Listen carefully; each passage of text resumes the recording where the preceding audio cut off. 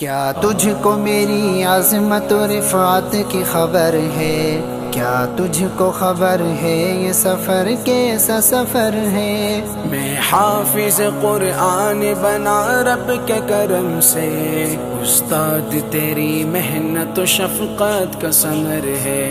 کیا تجھ کو میری عظمت و رفعت کی خبر ہے؟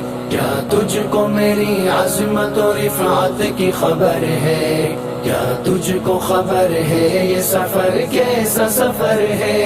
میں حافظ قرآن بنا رب کے کرم سے، استاد تیری محنت و شفقت کا ثمر ہے۔ استاد کی الفت تو ہماری وہ خطائیں، بھرپور محبت سے وہ ہلکی سی سزائیں، دن بھر کی مشقت تو کبھی رو کے دعائیں، اللہ کو محبوب ہماری یہ ادائیں، اللہ کو محبوب ہماری یہ ادائیں، یہ آج میری ماں کی دعاؤں کا اثر ہے، استاد تیری محنت و شفقت کا ثمر ہے۔ کیا تجھ کو میری عظمت و رفعت کی خبر ہے؟ کیا تجھ کو میری عظمت و رفعت کی خبر ہے؟ بسم الله الرحمن الرحيم قل هو الله أحد الله الصمد لم يلد ولم يولد ولم يكن له كفوا أحد بسم الله الرحمن الرحيم قل أعوذ برب الفلق من شر ما خلق من شر غاسق إذا وقب ومن شر النفاثات في العقد ومن شر حاسد إذا حسد بسم الله الرحمن الرحيم قل أعوذ برب الناس ملك الناس إله الناس من شر الوسواس الخناس الذي يوسوس في صدور الناس من الجنة والناس بسم الله الرحمن الرحيم الحمد لله رب العالمين الرحمن الرحيم مالك يوم الدين إياك نعبد وإياك نستعين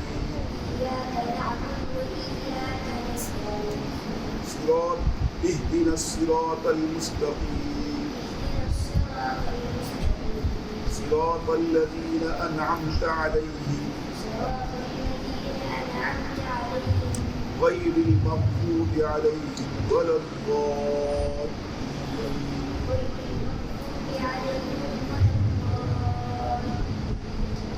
صدق الله العظيم.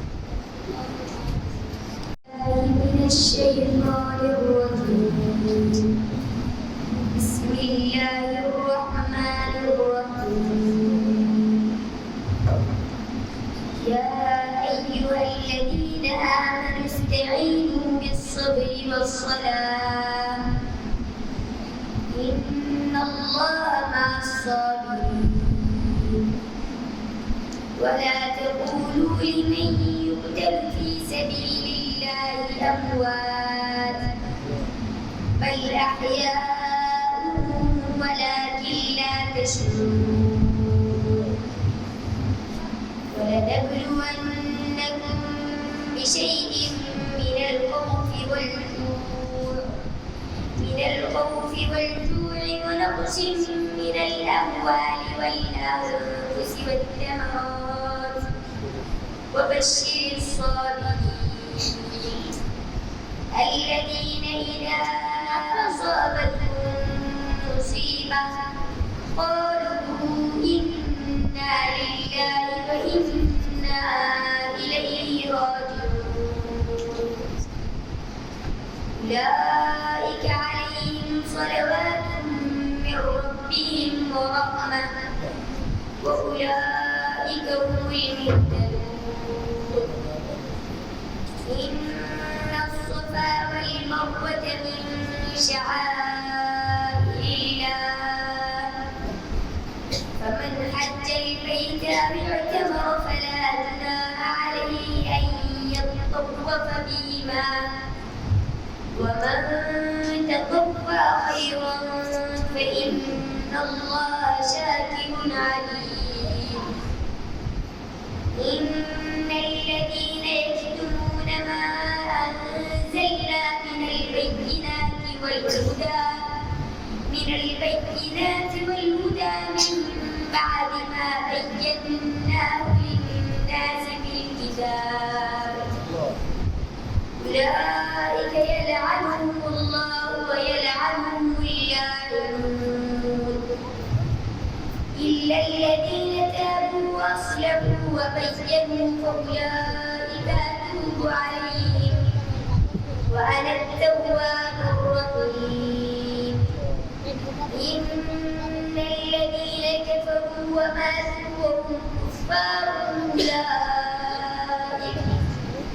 أولئك عليهم لعنة الله والملائكة والناس أجمعين خالدين فيها لا يخفف عنهم العذاب ولا هم ينظرون وإلهكم إله واحد لا إله إلا هو الرحمن الرحيم صدق الله العظيم مجھے اس وقت جو خوشی محسوس ہو رہی ہے میں اس کو آپ کے سامنے اظہار نہیں کر سکتا ہوں. میں اس کا سب سے پہلے اللہ کا شکر ادا کرتا ہوں, پھر اس کے اساتذہ اور مزید کے ذمہ داروں کا شکر ادا کرتا ہوں. میرا یہ لڑکا ایک سال بہت شوقین ہے, لیکن مولانا رضوان صاحب گھر پر آ کر اسے لے جاتے اور مستقبل فون نہ کرتے کہ وہ نگدا کرتے اور مولانا نے بہت محنت کی ہے, اللہ انہیں خیر کرے. اور اس کے ساتھ ساتھ مجھ سے بھی زیادہ اس کی والدہ جو ہے اس کے لیے بہت محنت کی ہے, ماشاء اللہ اس کو بھی اعزاز ملے. اور ساتھ ساتھ مجھے بھی اس سے زیادہ میں کچھ نہیں کہہ سکتا اور مجھے کہنا آتا ہے. بس آپ لوگوں کا شکریہ ادا کرتا ہوں کہ وہ میرے بچے کے انتظام لوگ سے رکھے. اللہ تعالیٰ اس بچے کو ہمیشہ اندھیرا کر جو قرآن میں دین کیا ہے جو سزا تھا اس کو ہمیشہ قائم کرے. قرآن مجید کا اعزاز ایسا اعزاز ہے, اس اعزاز کے ملنے پر اللہ تعالیٰ نے اس بچے کی طرح ہی اس کے والدین کو دینے کا وعدہ کیا. اس بچے کے والد جو یہاں بیٹھے ہیں وہ تو عرش کا سما ہوگا, وہ تو جشن کا سما ہوگا, وہ تو عید کا سما ہوگا. اللہ کی ذات باری نالا ہوگی اور دائیں بائیں انبیاء اور شہداء ہوں گے. اس لائن میں اللہ تعالیٰ کس کو لا کے بٹھائیں گے؟ حافظ کو تو بٹھائیں گے. اس سے پہلے اللہ تعالیٰ اس کے والد کو لا کے بٹھائیں گے. کیا تجھ کو میری عظمت و رفعت کی خبر ہے؟ کیا تجھ کو خبر ہے یہ سفر کیسا سفر ہے؟ میں حافظ قرآن بنا رب کے کرم سے, استاد تیری محنت و شفقت کا ثمر ہے.